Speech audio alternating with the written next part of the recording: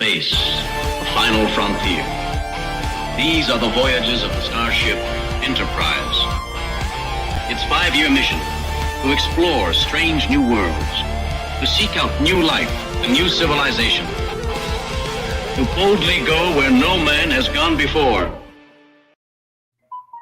Greetings, salutations, and welcome to Retrek. I'm Captain Jim. With me, of course, are Admiral Elliot.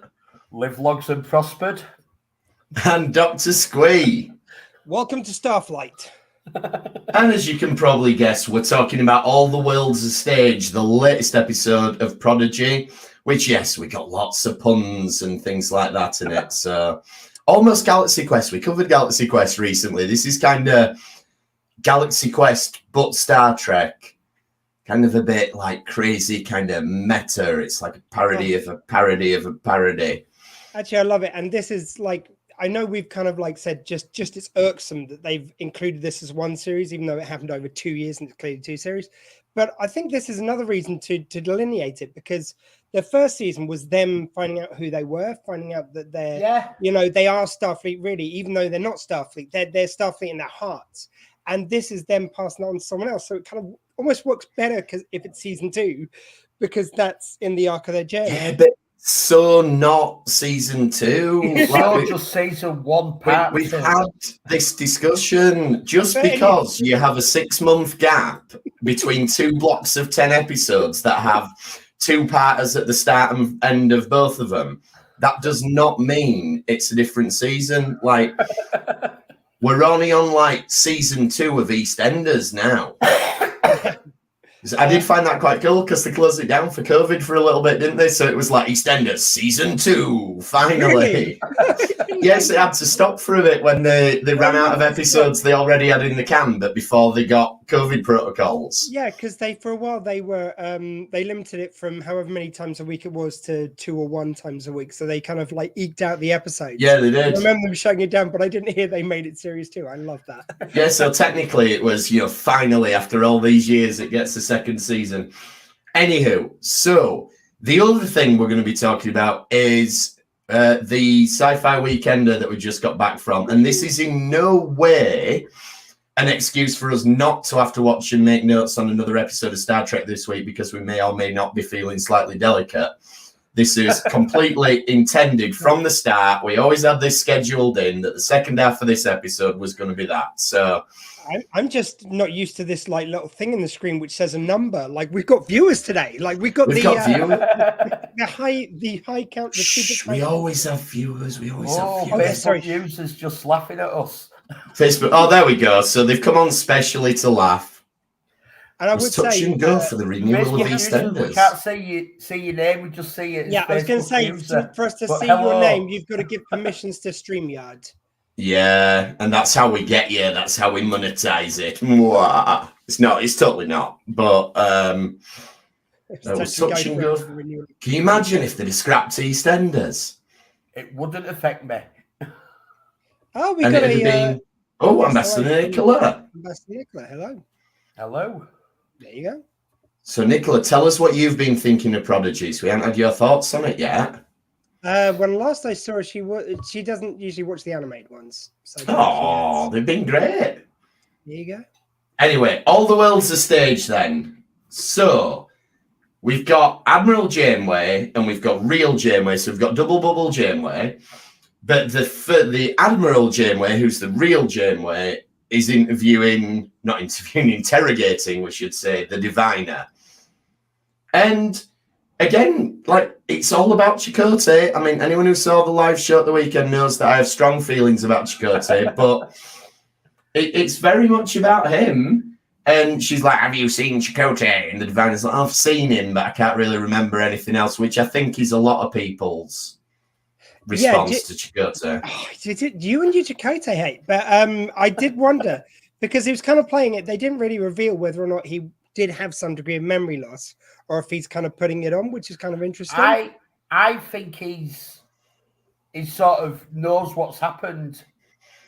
He knows what's happened, but he's now playing the game. He realizes that he's in a different situation, and he said some stuff while he was incoherent, but he's now sort of telling them what'll make him good and look good. To make Maybe, yeah. The only thing that made me think that's I think in season 2, we're going to see Janeway, real Janeway, and her crew stranded in the Delta Quadrant and in the slipstream ship, the Prometheus. So you think season 2 of this is going to turn into like Voyager the reboot? Yeah, I think we'll just lose Janeway and they'll have the slipstream ship to chase after them. Right, so he'll like maroon them. Yeah. And he'll take this ship, maybe, yeah. You see, what I was thinking is I thought it might be interesting because we had in the first part of this series, we'll call it, in that you had not Dal, his daughter. Gwyn. He had Gwyn who had lost her memory and sort of couldn't remember what she'd seen for a few episodes. So I'm wondering if they're going to do the same. It would be really interesting if that kind of like, it's a good way of kind of eking out the drama if he does remember and they're going towards them and then maybe he remembers at a critical moment and then he starts to plot. And I love it if it would be really interesting. I think it would be a good kind of like if they just strand them in the Delta Quadrant altogether. I don't know, but it would be interesting to maybe do it for a 2-parter. Maybe the beginning of the next series is them. You could get marooned on the monkey planet and be quite happy. Oh, can you imagine if they wound up back on that planet and she's like, oh, look, my bath's already there. I've got that. Do you think that's what happened to Chakotay? They've stranded him on that planet and he's going, oh, monkey. Oh, no, what if all this, and I might not be as harsh on Chakotay, if all this is a big, elaborate love story and Chakotay and Janeway have worked this out between them. They're like, our love is forbidden because of our ranks and blah, blah, blah, blah. So they've come up with this big, elaborate idea and it's going to be that, okay, you go and you lose the protostar and then I'll come and look for the protostar and then you get lost and they're just going to wind up back on that planet and it's going to be like the end of the Shawshank Redemption. It'll be like, Janeway walking up. Paris suddenly turns up with their little kind of weird worm children things. Yeah. And he's like, they're going like, but you're going to leave me and the babies? Come on. And it's a love triangle with kids involved.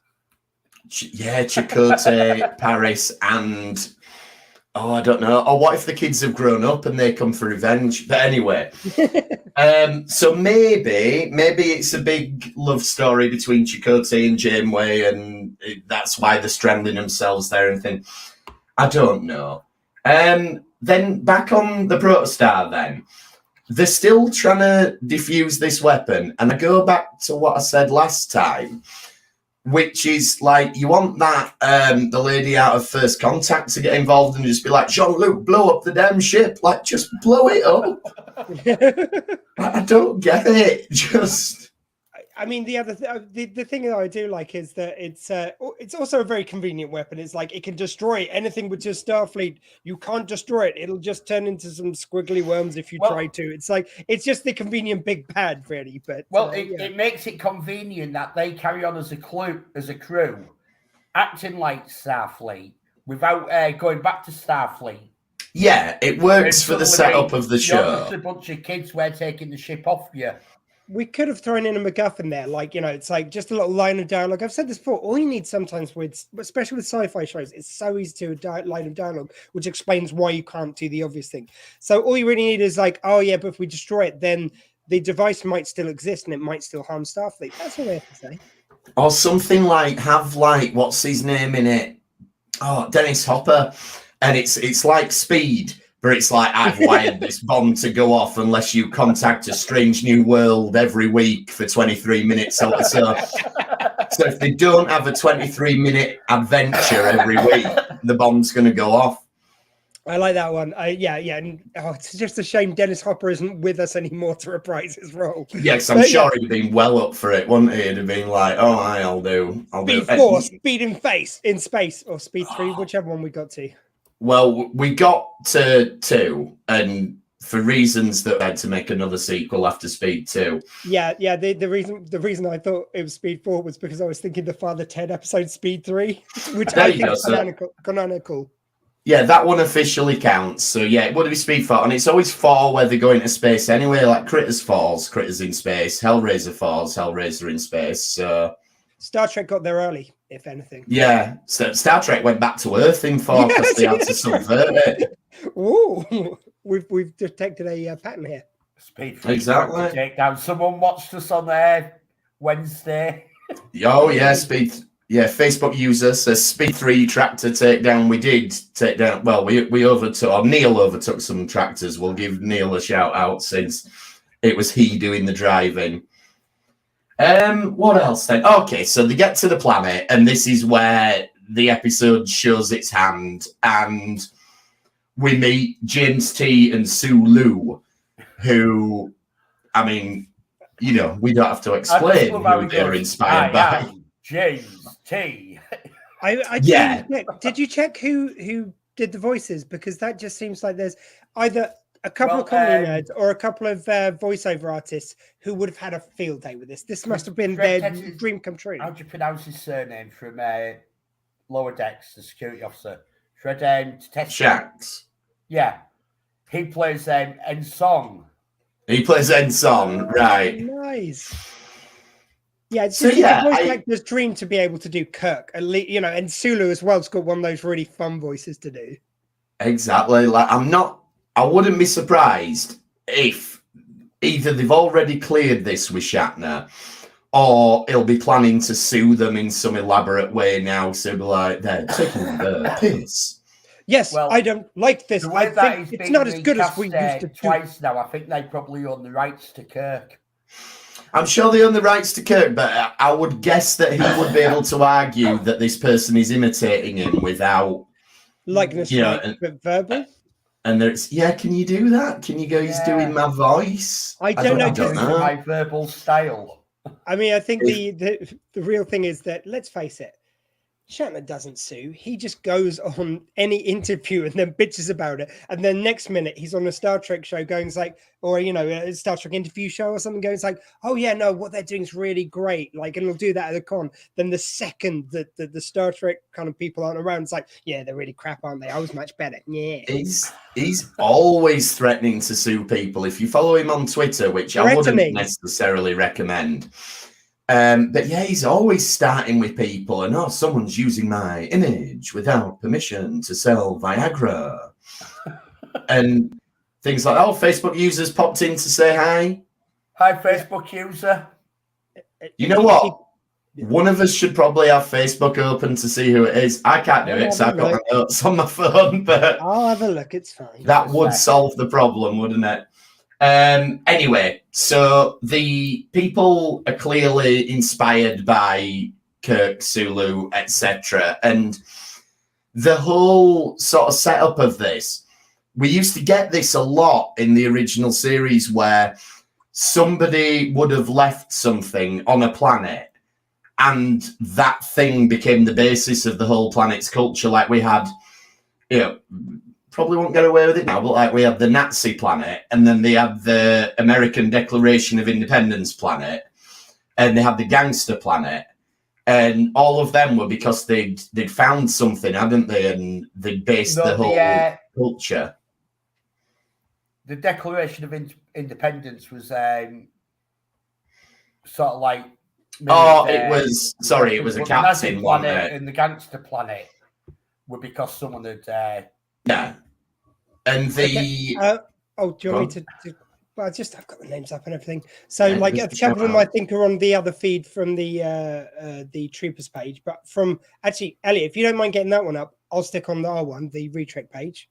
We've got Which Emma. One am I pulling up? If you pull up the one on the Troopers page, I've got the one on the Retrek page. So gonna get like taken off the air. Like, I'll pull this one up, Elliot. If you pull that one out. We've got Emma. Yeah, and don't explain this for people on audio. Sorry, you'll have to watch the video next time to understand. Emma Thick said haha and hello waves. Jack Taylor. What? Let me do my mentions. We can't both do them at the same time, Elliot. When I said get the other one up, I didn't mean let's start talking over each other. Jeez. Now. On the Recheck one, we've got Emma Thick, Nicola we know, and Rob Genghis Lada. Oh, Rob, cool. There we go. See, and it's naughty Jack Taylor apparently on the other one. Oh, okay. In Elliot's words, not mine, Jack. So the cultural contamination idea, because the the gangster one, Piece of the Action, that finishes, don't it, with them leaving a communicator and going, oh shit, what might happen to this society in the future? And I really thought that was where this episode was going, that this was going to be that specific planet. I didn't think that one, but I mean, I must admit, when they first shot when they've been down TOS. and Jankum's talking, I did love it when they you saw the planet. I thought it looked a lot like the Shore Leave planet. So I was wondering if we were going to do a riff on that somehow, especially when people started appearing who looked a bit like Starfleet officers but gone wrong. Maybe it's something happening on the planet. Yeah, it was really cool though. I loved it. Yeah, but it was nice to keep us guessing at the beginning. Well, we've never seen this planet before. No, exactly. But I was thinking it was going to be the Piece of the Action planet, but no, this is a totally new one, isn't it? Yeah. And I like that they've got things slightly wrong, like as you guys referenced at the start, Starflight and Live Logs and Proper and Song. And Song. And that sort of feeds into the bit that gives the episode its title, The Whole World's a Stage, because they're like, we're going to reenact it, and it's been passed down perfectly over the years. And obviously, it's not going to be quite how it was. It's almost like in the latest 2 Thor films where they have the actors acting out the bits from the previous Thor films. But also, I mean, what a original series name as well, which makes it even more perfect. It's like All the World's a Stage. That's totally a TOS. It is, yeah. I love that. And did you spot the bit where they're walking through the thing? It's, they're all practicing the drama, they're practicing the thing, and they're all basically practicing Kirk Fu, and they're doing the thing where you're in the bear hug and you hit them on the shoulders and everything like that. And you mentioned Galaxy Quest before. It's when they've got on the video, they've got like them pressing the buttons and they're practicing pressing the buttons while watching the video. Totally a Galaxy Quest kind of move. And the bit that makes us realise how completely wrong they've got it is where they're talking about Ensign and they're saying he's one of the Crimson Wearers. And double-handed fist to the neck, indeed, Facebook user, yes. That is what they're doing. And I love that they've made a martial art out of that. Like, I'd love to see the tournaments and stuff to see what goes on. He'd probably do that one that Shatner used to do, where they'd be coming at him and he'd drop down on his back and do like a monkey flip and throw him over his shoulder. Well, not over his shoulder, sort of over his back. He did it to... If I hadn't been accused earlier on today by Dr. Squee of always bringing things back to wrestling, I would point out that William Shatner appeared in a live episode of Monday Night Raw and did that exact move on Jerry the King Lawler because he was slagging off Canada. I'm saying if things had been different, you could have heard that lovely little story there, but I'd tell you what, missed out. What's really nice when you see them watching the logs and the screens, this is the first time since 2004 that Star Trek has referenced TOS as being canon, how it looked. Oh yeah, that's a very good point, Elliot. They've changed it for Discovery, and that. Didn't they do it last series on this show as well, Prodigy? Lower Decks did it slightly, but it was slightly altered. No, Lower Decks. I mean, Prodigy. Didn't they do it in... they did that Kobayashi episode where you had Spock in it, but we didn't see like the bridge and stuff like that. Oh, was it not? Okay. No, I think it was like sort of a generic bridge, but they sort of populated it with people from different eras, didn't they? So yeah. But yeah, you're right. That's a really good shout. It is. So that just makes all our heads explode, though, because it's like, well, they can't both work. But like, I love how Strange New Worlds looks, but they're set before TOS, but it looks more modern. And this has gone, no, TOS look future enough. We can show it as it was. Well, I think there's a difference between showing in an episode, which don't get me wrong, I love the fan service of that, and a show where you exist in there and you look good now, So we've talked about the reasons for it before, but it is definitely nice to see the classic bridge and everything again. I also just love that little the training ground montage, because the thing is, this is why it's perfect for this show, is because if it was like I will still say that this is a family show. It's not a kid's show. However, it's one we can more get through the leap of logic that, yeah, like they learn all this stuff really badly and they've never progressed since then. But like if you were doing it in like Strange New Worlds or something, you'd have to kind of use a bit more logic, whereas you can just have a bit more fun in this, I think. Yeah, of course you can. And no, what I was saying was the reason we know they got it so wrong is because they reference the brave Crimson Shirts who are the leaders and who are indestructible and everything. And obviously that's just a complete nudge, nudge, wink, wink gag and everything. But you know what? I'm there for stuff like that. That's almost sort of Lower Decks-ish. It's like they've taken a page from their book for a second. Well, if they can do it, we can do it as well. So let's have a bit of a. This is just having fun with it all. Yeah, and I think even though there may be some of the shows which are some people's favourites more than others, you've got to say all the modern Trek has its own feel to it. It also feels like Star Trek. Broadly speaking, like I could pick some holes in Discovery, but let's not go there. But generally, it all feels like Star Trek, just in different times and different styles, which is really nice to see. Yeah, so what else happens?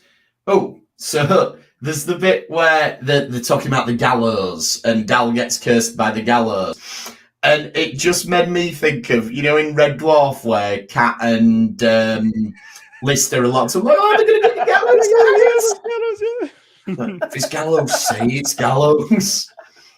And I know that's Jack's comment. Oh yeah, the George Takei cameo. Horsey by you now. Speaking of vocal cameos, right? The Doctor in this episode, like, if I didn't know better, I'd swear that were Liam Neeson. He's got like this proper. He's like, I will find you and I will kill you. Honestly, watch it again with that in mind. He sounded just like Liam Neeson, and I doubt it is, but you never know. So yeah, just have a listen out for it and see if you think he sounds like Liam Neeson or not. Hey, and sometimes they will do these things. The only one I know is Fred because I was looking at who the ensign was and the history of the Galileo. Yeah. It's also worth mentioning, sometimes they do these things just because they're fans of the show and they don't put their names on, or they make a little Easter egg for people to recognize the voice. So yeah. So I presume then, Elliot, you've done the research on what's going on with how the Galileo ends up here, because correct me if I'm wrong, the original Galileo burnt up, didn't it, in the Galileo 7, and then they got the Galileo 2 because they couldn't afford to build another prop that set out different on it. No, they got the Galileo again. The second Galileo was just called the Galileo because they couldn't be bothered. Because they couldn't afford the paint to make it the Galileo 2. Right? Is it not? Shows up in Metamorphosis, Journey to Babel, and another episode in season 2, which can't remember off the top of my head. I actually had a question about that as well. And then in season 3, we get the Galileo 2. So sometime between, and we see that in The Way to Eden. Right. So sometime between season 2 and season 3, we lose the Galileo, and we lose Ensign Gaverick? Who's the ensign from Obsession, who was the son of the captain of the Farragut. Really? Yeah. So this is an actual character that they've pulled from TOS then? Yeah. So they pulled a character, but we've never seen the Galileo getting lost. No. I was wondering if we'd seen the bit before it or maybe something. No, all we know is that the second Galileo was also called Galileo. And then do you reckon that will season 3 became the Galileo 2? Do you reckon that will like some sort of dodgy cover up then? That, you know, after the Galileo 7, they were like, we don't want anyone to know that we lost the Galileo, so we'll call the next. In 1966, they didn't have enough money to alter the paint job on the Galileo shuttle to the Galileo 2. And then in season 3, they realized, oh shit, this was destroyed in season. No, I do like James's kind of idea that it's like, look, it's the Galileo, but the paint it looks slightly different on the inside. No, it's still the Galileo. It's exactly the same ship. Don't know what you're talking about. La la la, not listening. Yeah, and then they're like, well, when they lost the second one, they're like, we can't possibly get away with it again and just call it the Galileo again. People are going to notice at some point. We actually lost someone this time. We've got to renumber it. By the way, has anyone seen our crewmate Bert? No, haven't seen him. Bert, I don't think he was ever on this ship. Definitely didn't go anywhere with the Galileo. No. See, your theory, Elliot, that they realised the only problem with that as a behind-the-scenes explanation is that it would imply that somewhere in between season 2 and 3, they found enough budget to buy a tin of paint, which, if you go by the quality of most of season 3, is very unlikely. That is why Spock's brain was like it was. Yeah, just no money for anything whatsoever. Paid to make the Galileo too. Yeah, that's it. That's what ruined it. People being pedantic, going, "You need to number it." I like, just while we're on the Galileo, just to see that moment when they're going go to the gallows and it's a Galileo, and it's they play a little just sting of the music. They use it so nicely, so sparingly, and it just fits perfectly. It was just such a sweet fan moment. This is a question for you then, Elliot. Did the TOS shuttles have warp capability then? So apparently this one is leaking warp plasma. They are warp nacelles that are on them. I know they look like warp nacelles, but that's Adam, by the way. Right. Morning, Adam. Where's he? Is they flown him out to New Zealand or something? We assuming so. Looking at it. So I know they look like warp nacelles, but I always thought I'd read in one of these tech manuals or something that shuttles weren't warp capable until TNG. But well, I think that's one. A lot of, like, this is a Class F original series shuttle, so I think we've got to say yes, it did have warp capability. Right, and I thought maybe there was a flange that I also plasma they used for other tasks as well somehow. I think we could assume in the Galileo 7 that it was the warp plasma that they were igniting to get a signal. True. That makes sense. It would. Anyway, that's one for us to do our homework on, to find out whether this is a retcon or whether they always were warp capable or if they're not warp capable, then I've decided whatever they call the replicators, like food fabricators or something, run on warp plasma. It's a really good representation of the original series. It is. So it looks excellent. They've done the ship is in original TOS style. Nothing fancy done to it. Oh, have we talked about the bit where they are putting on the plates yet? I don't think we've mentioned that yet. That was another just such a good moment. It was just so lovely to see. And I mean, I did a performing arts course, and I love the idea of like just quickly making the props as you change the scenes. Like one thing, suddenly it's a starscape, and then suddenly they're putting over a table for someone to lie on. It was just wonderful. Yeah, I love, and it builds on it later in the episode. But yeah, I love the idea that this is a story that's been passed down and it's been performed across generations and everything. And then at the end of the episode, that they add the characters who they've encountered now and they become part of the story. Yeah. I just think that's brilliant. So Zero makes an antidote then, but as soon as Zero's done that, the away team's in trouble. So we have to have an exciting rescue. And we just go on to Zero. Sorry, just the antidote make. Again, it's just a wonderfully plotted thing that Zero is such a great like, if you want to skip over a part, you can use him basically because he's the data of this series. So, it's like anyone else, you go, yeah, but how did he replicate that? Like, okay, he came up with the idea, but how did he replicate an antidote so quickly? Because he's like a super genius. That's why, people can think that fast. Brilliant. And the answer to that as well, we've talked about this, I think, before, particularly when we've watched animated series episodes, is it's a 23-minute episode. So you can't spend the time you would in a 45-minute episode having them going, I've tried this, and then I've tried it again with different nucleotides. And sometimes you just have to I've done it, I've got it, let's go, let's move on. But it's nice when they come up with a reason. Boom. Yeah.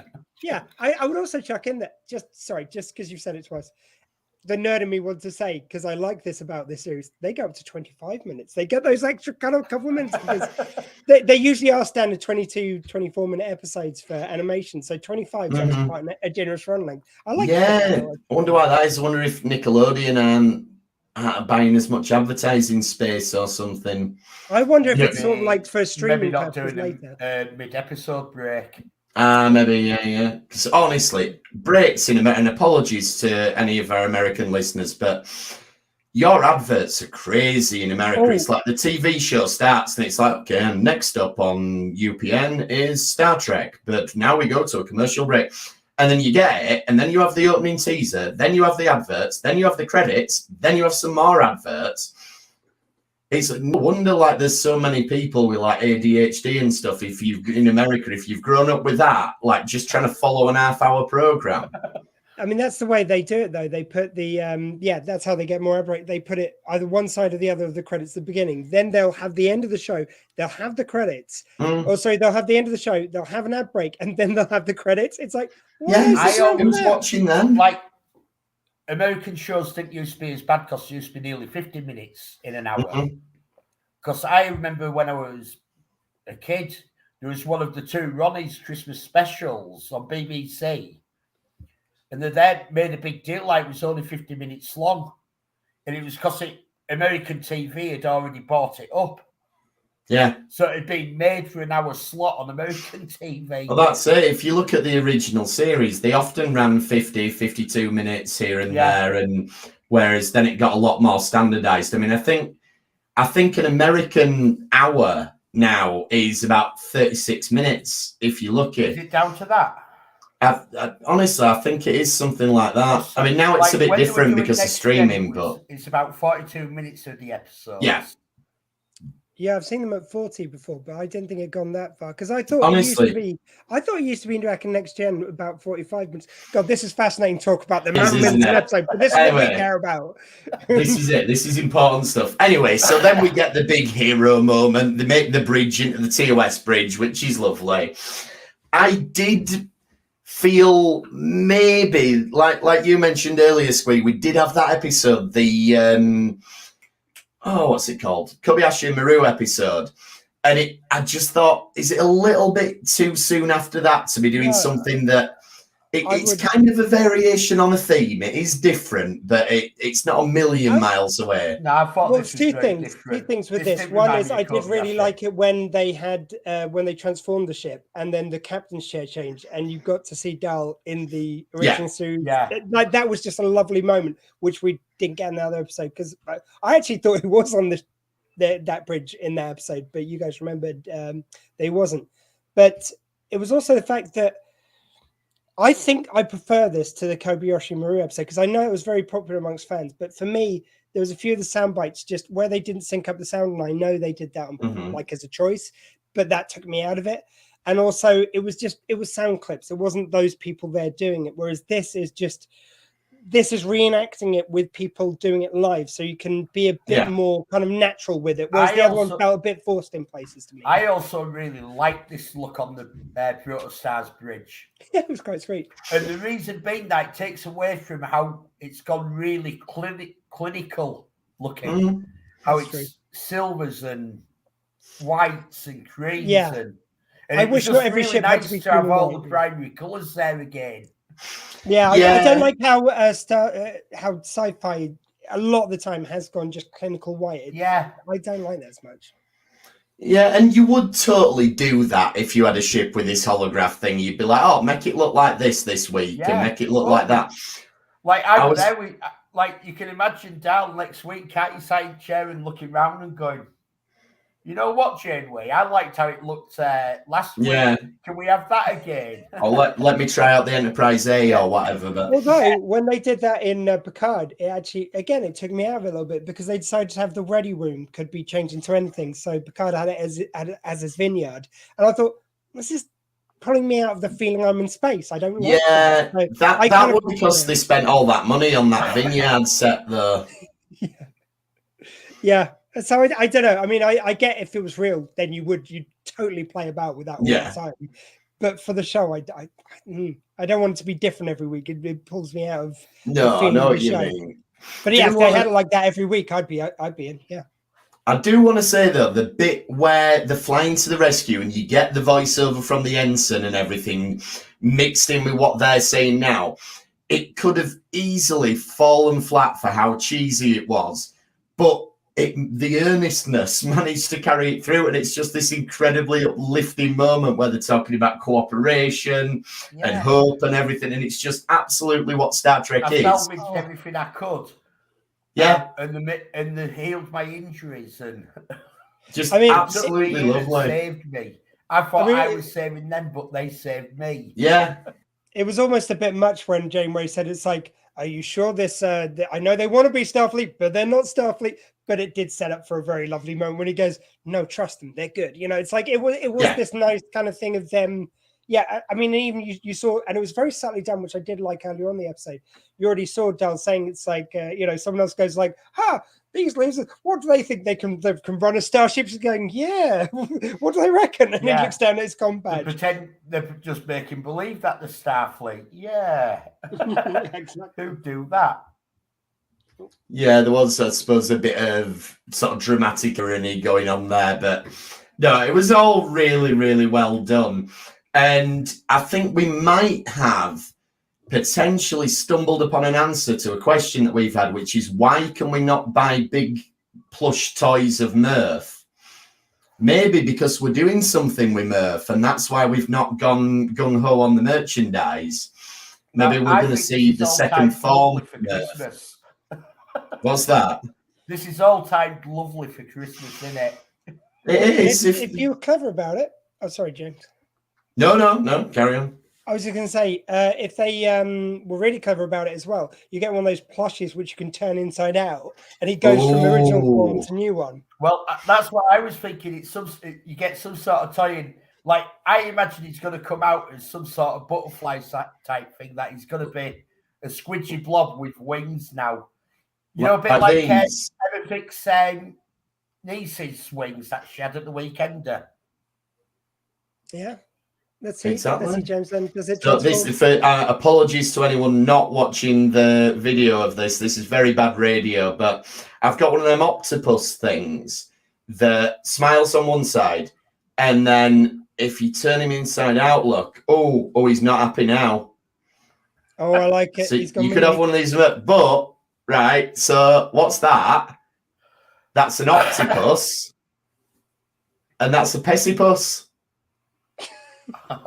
Nice. It's not my joke. Yep. And I commandeered it. Anyway, so something's happening with Murph, so that we have to buy another Murph action figure. I think that's going to be really good. And what a genius idea as well. Well, it also plays into so you can get Murphs, like the squidgy toys you used to get and throw at the wall and then splatter on them. Oh, yeah. Now you can throw on your wall now. So you all could the parents out there, look forward to all your parents. I really hope, though. What if it's like Mugwise and Gremlins? Like, what if Murph turns really bad? I really don't want that. That's not going to happen. No, most they would do it for an episode, and then they managed to bring him back. Yeah, you're right. Don't take Murph away from us in such a horrible way. No.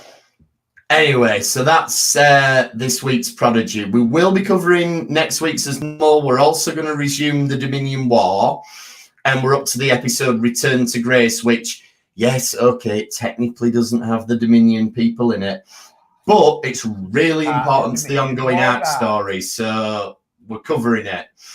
But we wanted to talk a little bit about Sci-Fi Weekender, which for a lot of people, we seem to have picked up quite a few members of the Facebook group, and hopefully that'll translate to downloads, hint, hint. We've picked up new members on the YouTube page. New members on the YouTube page and everything. So we just want to say a massive, massive big thanks to everyone who came to our live show at the Sci-Fi Weekender, to David and Sam and Matt and me and everyone. Who let us do it. No, stay tuned, because if you think it's been exciting so far, next week we're going to discuss the average length of the movies. No, I promise we won't do that. We're really fun to watch, honestly. We don't do that all the time. Oh, the average we length do. of movies. I bet it would be. No.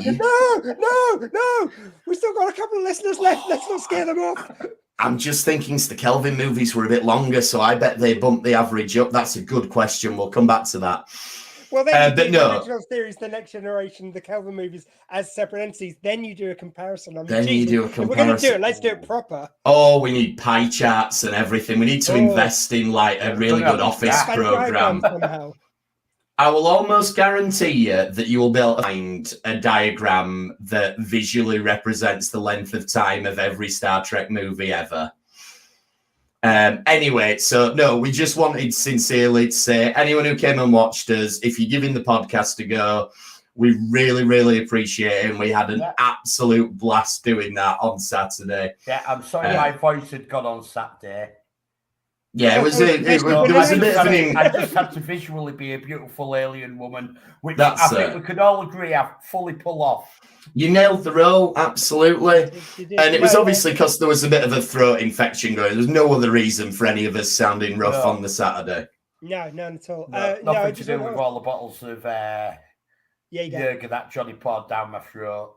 Because, yeah, I mean, definitely we, he forced you at gunpoint. I remember now. He did. He made me. He made you. But, not only thank you very much for subscribing, but also just having that room full of people. Mm-hmm. It was so touching, I know, to each and every one of us because I do some of the stage panels and stuff, and that's great. But I know the audience is definitely there for the guest.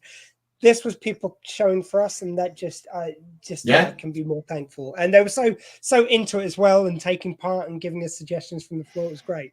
Yeah, it was absolutely brilliant, and people hung around to talk to us after, which was a little bit weird because they were coming to us and asking us questions and things. No, the barman called me. I was there for a good 5 minutes. Then he came to the loo and he asked about a ship. I go, Elliot, you're on. This is your. Yeah, Elliot's your ship guy. If you need to ask about the ships. Yeah.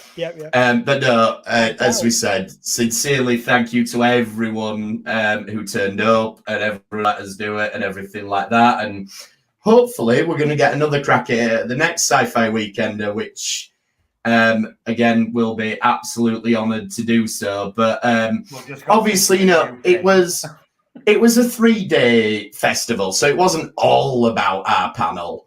So we just wanted to, for anyone who's not been to the Sci-Fi Weekender who listens to this, it is completely different to any other convention, any other NCM Expo, whatever it is. If I might, the only thing I would, just in case, because obviously I know a lot of people in Southampton, if anyone's been to the Sci-Fi Ball, it's the only thing close to it. And they've both got their own flavors to it, but that's more kind of like a formal dinner and a kind of like ball in the evening. And it's over 2 days. This is over more days. It's more like a festival and a con kind of combined. But that's the closest one like to it. It's more of a festival atmosphere. Definitely. Yeah. Certainly in our caravan it was anyway. But Dr. Squeak, why don't you tell us a little bit? Because you did do several interviews. So give us a rundown of some of the people you spoke to over the weekend. Because, pretty impressive stuff there. It was an absolute treat, and I'd like to just thank, like you were thanking the organisers, I'd like to thank them for putting me up on the main stage for the interviews. That was really great. So I interviewed Michael Jaston, who will be remembered as the Valeyard, and from Only Fools and Horses as Raquel's dad. He was the one who found the watch in the last episode. And actually, he informed me, I never knew this, that was based on a real watch. There's an actual history. Oh, yeah, I knew that. Yeah, there is a lesser watch, isn't there, that's believed to be out there somewhere. And other than Michael choosing to out everyone in showbiz who voted Leave or Remain in Brexit, he's told loads of stories about, working with so many people. It's one of those actors who he may be best known for 2 roles, which he actually only played like a limited amount of times. However, he's work on stage, on screen. He's been in everything. He's kind of like worked with every major actor you can think of. So when I say that, I don't say that to do him down, but to build him up, that he actually has done such an impressive body of work that a lot of people don't know about. So he was great to talk to. We had Andrew Lee Potts from Primeval, and also he's made a few films of his own. He talked a bit about shooting films during COVID, which was really interesting. And of course, all about Primeval, which was really great. Really lovely guy. Ian McNeice, absolute pleasure to catch up with him. As some people know, he guested on my 24-hour podcast marathon Squeefest, which raises money for charity, and he donated £100 to shelter. So I got to thank him publicly, which was such a treat for me. But Jesus Christ, talk about someone who's been in everything.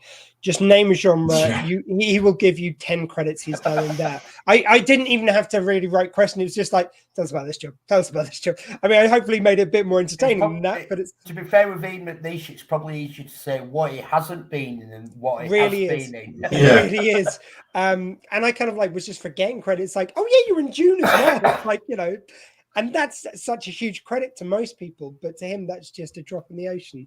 So he was really great to talk to. And he and Andrew later were playing Just a Minute, which is a live version of the panel game from Channel 4. And it was really great because Ian was playing a naughty wag all the way through. That was probably the funniest one there's been. It far and away. And I think it's been great in the past. Which says something because they had John Robertson on it one year. Exactly. It's never a bad show. It's always good fun. No, it's always good fun. But this was a particular highlight. Just Ian was, again, he threw himself into being the wag on the panel. So he was buzzing in, just troll buzzing basically over the most minor points. And Andrew Lee Potts, every time he got it, goes, I don't want it. Go. And he throw it out. So yeah, and Bryony Pierce was great on that as well. It has to be mentioned. Bryony Pierce is lovely. Yeah, she really is. And I've got to mention John Robertson, you mentioned there. So not only did I get to interview him, for anyone who doesn't know, he does this show called The Dark Room, which is based on your choose your own adventure video game, basically, except for it's all based on the fact that you end up dying every time. But it's one of those shows. It's a bit like the Rocky Horror Picture Show. Everyone knows the lines to shout them back at him. So even though it's interacting, it's always different. Everyone knows the screen flow for the I thought it was really good this year because it changed it slightly. Yeah, he's thrown in. We didn't know what was always going to happen. Yeah. No. So if you have the screen flow from the established screens, and then you still get that interactive element. But if you've seen it quite a few times, you've got some new screens and stuff. So he's always adding stuff to it as well. Now, during the Dark Room, John did express quite negative energy towards the original series, which, I know he's an extremely busy man and he does 1,000,001 streams, but if he ever wants to come on this show and tell us why he hates the original series so much, he's absolutely more than welcome to do so. I think he was mainly playing it for laughs, but I'm sure he was. What was really great about it as well was Brian Blessed. Unfortunately, I didn't get to interview him. Professor Elemental, in his infinite whimsy, did that and did a great job. But Brian Blessed, actually, first of all, Brian Blessed had a fall. He's okay now, but it did give us a bit of worry at the end of it. But he was just, as always, he can just talk for an hour. The interview just needs to go, hello, there you go. And then Brian goes with it. He talked for 3.5 hours in his meet and greet before that. Yeah. And when I was interviewing John Robertson, his manager had to pull him out of the meet and greet. Brian, you need something to eat before you're on stage. Yeah. I was just saying now all up to establish what we did at the beginning of the interview with John Robinson. I had arranged, so basically we had a little bit of fun. We all dressed up in robes as don't talk about the secret cult meeting. Anyway, let's just say some friends of mine, including some who might not be a million miles away, dressed up in robes, and some of them escorted John onto the stage. So I was giving his intro on the stage, then he got escorted onto stage. Yeah, and one of them had offered up John some may or may not have formed a cult. May or may not. Now we formed the cult. We just allowed him to do our cult. But the other thing was that Honey from this particular group of people had been saying, does anyone want a couple of coconuts? I go, yeah, I'll use them somehow. And I got one of them. And because as part of the Dark Room, they have something they call flamboyant potatoes, which is a pineapple. I said, well, John, maybe you want to mix it up? Maybe we could bring this in. So I gave him the coconut. And he was going, yeah, I reckon this could be a Brian Blessed's testicle or Brian Blessed's bollock, I believe he called it. And then later on in the Dark Room, he referenced that, which I have never been so happy in my life. I was like, you mentioned the thing which I gave to him. That coconut is it's becoming extremely well traveled because it came from Honey to yourself, to John Robertson, to whoever won it in the Dark Room. Yeah. And who knows where it'll end up after there. So So, Yeah, and John, it was. John was you. Sorry, just to cap up on No. the panels. Just want to say how great John was and how hilariously funny. I feel like it was one of those moments on stage where it's like I got to be like, he was just going for it, and just every now and again I just chipped something in. So like they had someone who came up to the microphone, everyone was giving questions, and they said, it's like, actually I've got a suggestion, and John playfully eviscerated them is the only way I can put it. And then when the next person was coming up to my fight, I would go, oh, someone else has got notes, and that led to John. So John just going off for another one. It was lovely, and I just want to thank everyone who came up and congratulating me on the panels, and especially on the V-Trek one. Is particularly like our little baby. Yeah, it was an excellent weekend. So, again, if you're not familiar with the Sci-Fi Weekender, check it out. I believe tickets to, I don't know how many events. They put them. You can buy tickets for up to 2024 at the minute. So if you want to go, there's options out there at the moment. We should share. All you've mentioned there is the panels through the day. Yeah, true. And then on the night, it goes wild. That's why I was going to shout out. Yeah, so we had the awards on the first night, which has just got the celebrities going up and having awards. It's good fun. We have some Jaeger. It was great. But I really want to mention Level Up Leroy, my boy Leroy. He's the one who kind of did the last act of the night on the last night. He does geek remixes, so it's anything from Rick and Morty to Flash Gordon to all these kind of wonderful properties and these wonderful visuals as well as tunes. And before him, it was Blues Harvest, who just do the most wonderful. Fantastic. So you can have the Avengers theme they've done before. They did a new Red Dwarf mix this time. They did a bit of Flash Gordon themselves, and Leroy came on and did some visuals. It was just so good, so good. On Friday, we had a breakout act. Yes, Madame Misfit was phenomenal. What do they call that style of music? Gentleman hip hop. Something like that, yeah. But she's funny with it as well. She's taking it to this comedy level, and she was in the second room, and it just was heaving and bouncing. Yeah, there's always an act that runs away with it, like the Dark Room. John Robertson, we've mentioned before, was several years ago. He made his first appearance, and then after that, it was right. He has to be at every single one. Same thing with Jolly Boat, who are fantastic as well. But again, as soon as they appeared, it was right. That's it. Professional Elemental, who I mentioned is hosting with Brian Blessed, but also does his own wonderful act. And that's it. And Madame Misfit's definitely the one this year that everyone's going to want to see back. The one that came as a guest originally, and the weekend it wouldn't be the same without him, is Adam. Absolutely, yeah. Adam literally hosts it from start to finish. Yeah. Is everywhere. Is absolutely brilliant. Yeah. Actually, Adam, you may know as Jim Credible. If you Google Joker cosplay, actually, Adam is the top hit. Just out of all of Google, you don't even have to put anything in there. So it may be Simon Washington. Yes. So yeah. I mean, we could go on and on about it all day, but if you've never been, if you're not familiar with it, check out the Sci-Fi Weekender. If you were there this time, I hope you had a good time. If you came to our panel, we thank you so much for it. And we'll be back next week to talk about the next episode of Prodigy. We're also going to dip back into the Dominion War. If you want to get in touch with us, come and find us on all the socials. Retrek, we should pop up there. And Dr. Squee, you've got the Dr. Squee show going on as well. Yeah, please tune in every Tuesday on sw20radio.co.uk, the new sound of South Wales, because I'm so obviously Welsh. And we've got a new episode. I don't know what's going to be next week, but this week we had Sue Hodge, who was Mimi LeBonc. Hello.